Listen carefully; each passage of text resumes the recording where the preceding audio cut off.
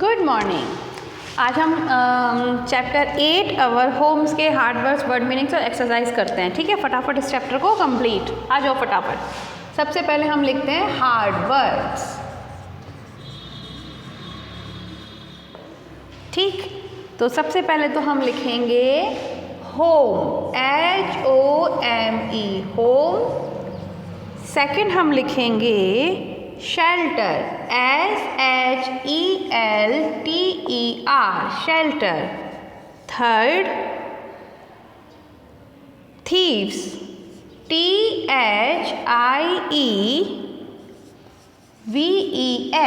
Thieves.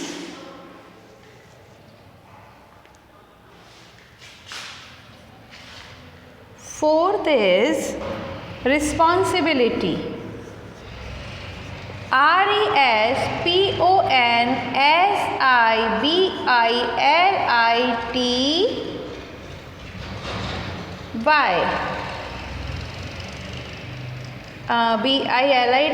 responsibility. Fifth,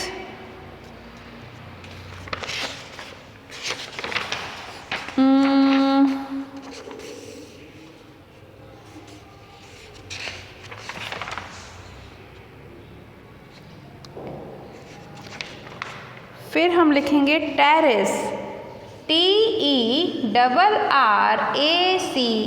terrace. और एक हम लिख लेते हैं एंटरटेन। सिक्स्थ, ENTERTAIN,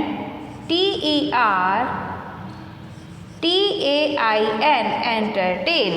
ठीक है ना, तो लिख लो आप इसको। There are only 5 or 6 words. HOME, home, SHELTER, shelter, THIEVES, thieves, responsibility, RESPONSIBILITY, terrace, TERRACE, terrace, entertain, ENTERTAIN। ठीक, अब हम लिखते हैं वर्ड मीनिंग्स।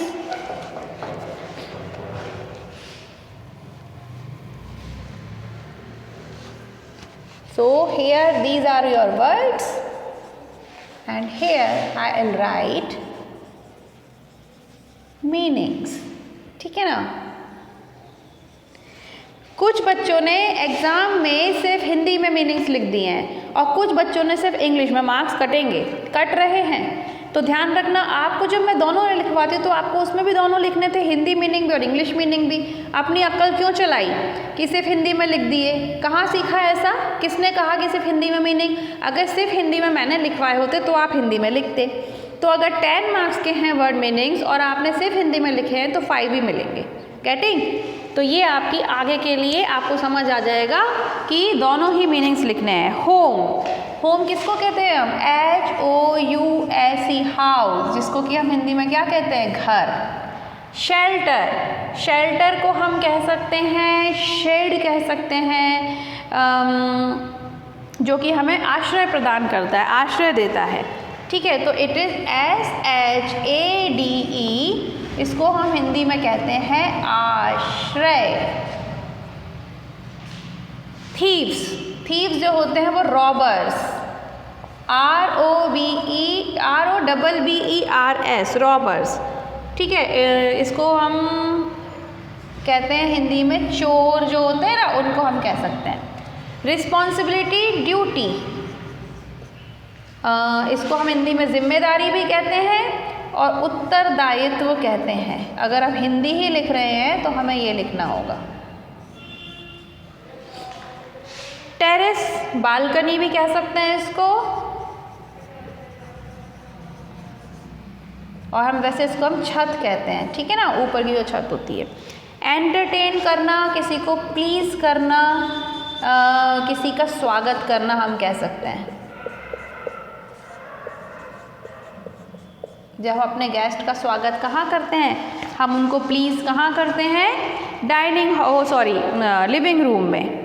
ठीक, तो ये लिख लीजिए आप फटाफट वर्ड्स और उसके मीनिंग्स।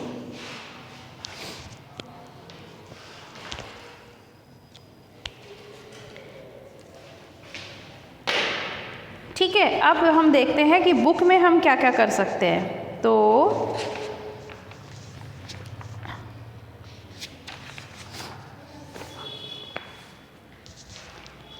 पेज नंबर 53 पे देखेंगे, यहाँ पर आपको कुछ एक्सरसाइज दी हुई हैं। पहला है टिक द करेक्ट आंसर। ये देखो, a place where we live with our family is called our house, kitchen या स्टोर रूम। तो सब बच्चों को बहुत अच्छे से पता है कि जहाँ हम अपनी फैमिली के साथ रहते हैं उसे हाउस कहते हैं।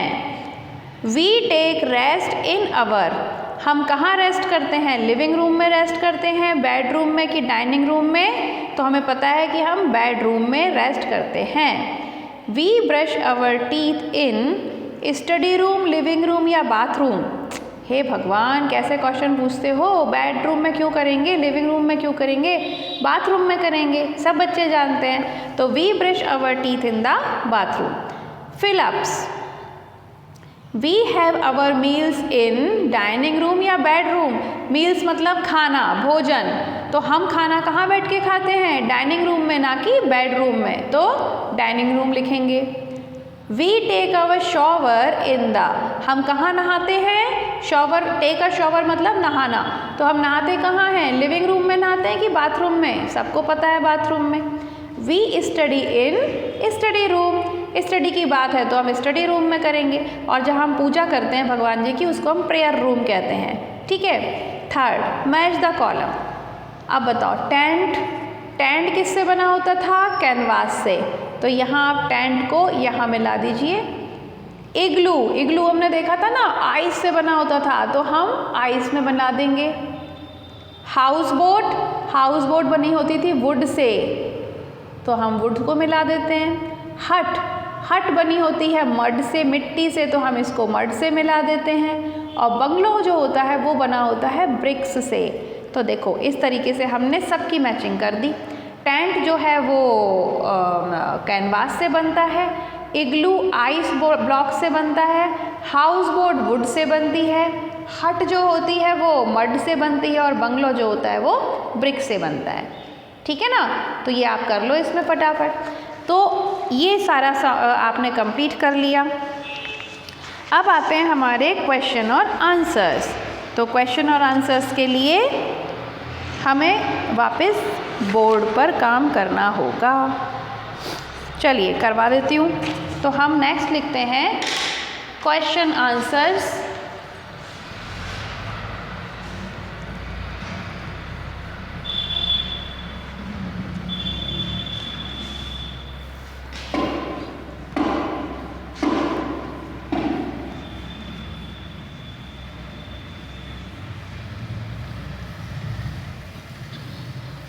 सबसे पहला जो क्वेश्चन है उसमें क्या पूछ रहे हैं? व्हाट आर कच्चा हाउसेस?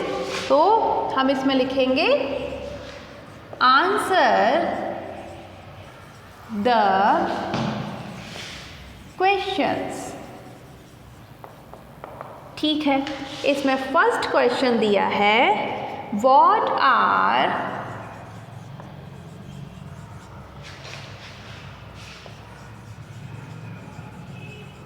कच्चा हाउसेस। तो इसका आंसर हम क्या लिखेंगे?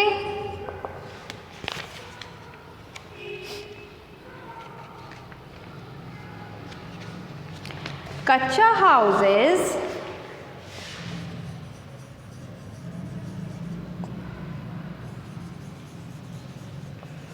Are made up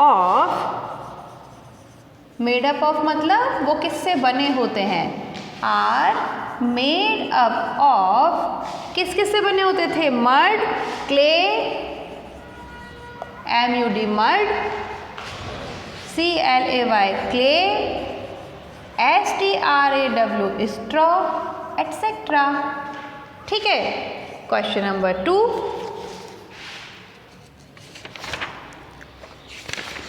what are pakka houses? तो क्वेश्चन नंबर 2 लिखते हैं हम what are pakka houses.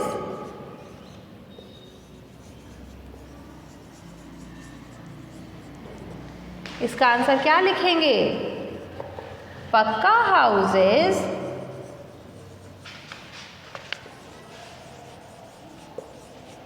Are made up of, किस किस से बनते थे? Brick, comma, cement, comma, concrete, comma, steel, comma, wood and glass. लिखो इसको। पक्का हाउसेस किससे बनते हैं और कच्चा हाउसेस किससे बनते हैं?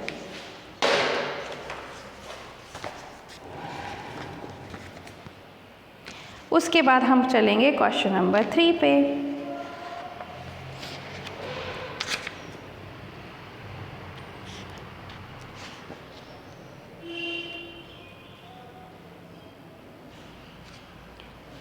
Name any 2 types of houses and describe them. ये हो गया आपका next 3rd question.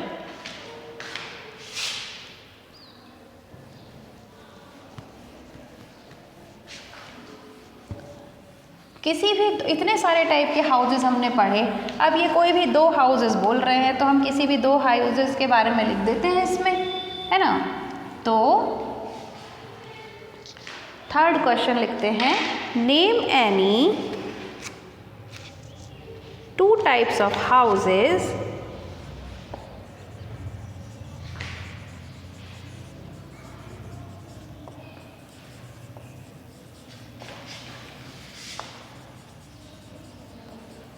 and describe them। describe मतलब उनके बारे में बताएं। describe them तो हम कर देते हैं कोई भी अपनी मनपसंद, इतने सारे हमने पढ़े हैं। एक तो मुझे हाउस बोट बहुत अच्छा लगा, तो हम पहला लिखते हैं फर्स्ट हाउस बोट। कितना सुंदर है ये, है ना। तो हम लिखेंगे डैश लगा के, it is made up of would. ठीक। और सेकंड हम लिख सकते हैं, सेकंड और कौन सा अच्छा लगा आपको? इग्लू। इग्लू भी अच्छा है, तो सेकंड हम लिख देते हैं इग्लू, IGLOO, इग्लू। तो ये लिखेंगे हम, it is made up of ice blocks. वैसे तो अगर आपको कोई दूसरा पसंद हो तो आप दूसरा भी लिख देना, ठीक है, लेकिन मेरे को तो ये 2 ही पसंद है तो मैंने ये लिख दिया। अब हम करते हैं HOT। HOT में ये क्या पूछ रहे हैं देखो, पहले लिख लो इसे, फिर अपन HOT बात करेंगे।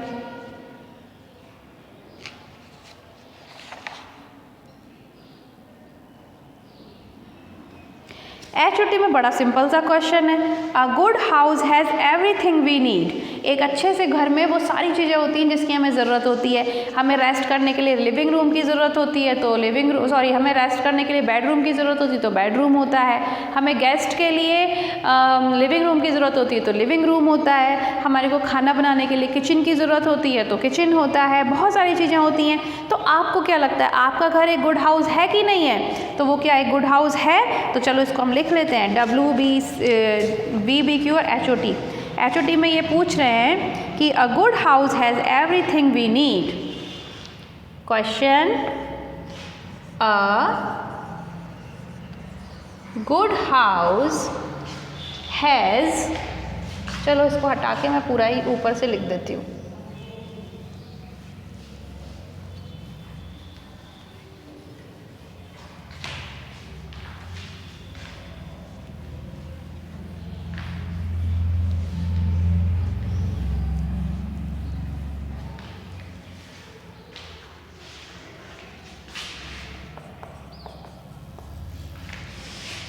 Question, a good house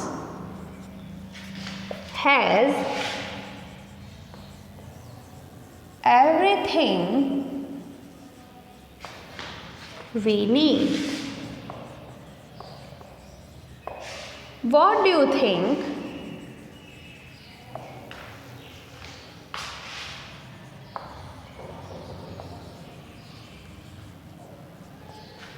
about your house?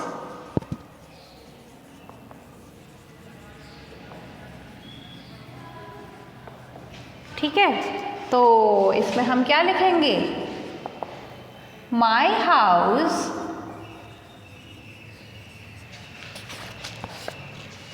is a good house.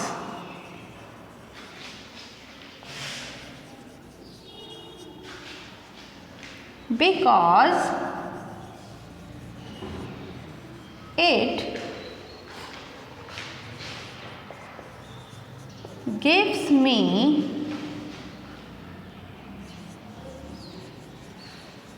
everything I need. ठीक है, क्योंकि वो मुझे वो सारी चीज़ें देता है। क्या क्या देता है? शेल्टर देता है, थीप से बचाता है, हीट, रेन, कोल्ड से बचाता है। इसके अलावा मैं वहाँ पे अपने स्टडी रूम में पढ़ सकता हूँ। किचन में खाना बनता है तो मैं डाइनिंग रूम में बैठ के खाना खा सकता हूँ। अपने गेस्ट से और अपने दोस्तों से अपने लिविंग रूम में मिल सकता हूँ। बेडरूम में आराम कर सकता हूँ और बाथरूम में अपने नीट एंड क्लीन हो सकता हूँ, अपने आप को साफ रख सकता हूँ। तो इस तरीके से मेरा जो घर है वो एक गुड हाउस है। It is a good house because it gives me everything I need. ठीक है, तो ये हो गया आपका चैप्टर कंप्लीट। इसको लिख लो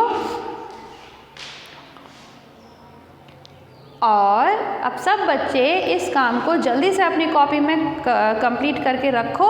जब कॉपीज़ चेक करनी होंगी तो मैं आपको बता दूंगी। एक और बहुत इम्पॉर्टेंट बात, कि एग्ज़ाम्स में कुछ पेरेंट्स की हैंडराइटिंग दिखाई देती है। इसका मतलब है कि कुछ पेरेंट्स अपने बच्चों की जगह खुद लिखते हैं आंसर्स को। उसमें मार्क्स देना कोई बहुत अच्छी बात तो है नहीं, और आप खुद ही सोच लीजिए कि आप अपने बच्चों के साथ क्या कर रहे हैं।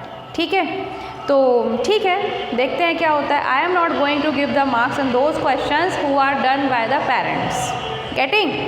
तो चलिए अब हम नेक्स्ट वीडियो में मिलेंगे, नेक्स्ट चैप्टर कंप्लीट करेंगे। तब तक बच्चे पढ़ के सब बच्चे अपना काम कंप्लीट करो। Okay, take care of yourself. Bye bye.